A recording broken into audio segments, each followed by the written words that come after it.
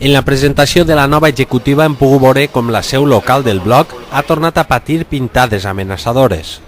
La primera situa la bandera nacionalista en el punt de mira i la segona fa referència a l'agressió patida per la regidora de l'Alqueria de la Comtessa, Maite Peiró, en la celebració del Correllengua de l'any passat.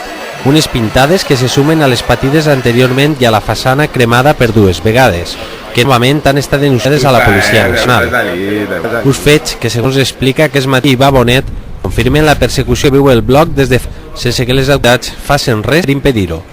No sé si l'agressió d'aquestes fires no va suficientment seriosa com per la policia implique i és que alguna detenció, però sembla ser que a ells no és de rellevància, no ho sé.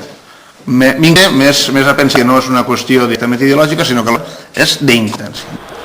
Com podeu observar en el vídeo, una vegada més el bloc intenta criminalitzar el valencianisme juvenil de Gandia, fent-se ells mateixa unes pintades en la paret del seu localet, en un intent desesperat de callar la veu d'un poble que vol dignitat per la seva llengua valenciana. Són valencians mai catalans, i per moltes mentires que diga el bloc o qualsevol altre, allí estarà sempre el grup d'acció valencianista Gandia per a desmentir totes aquestes fal·làcies pròpies de règims dictatorials. Visca el Regne de València, germans!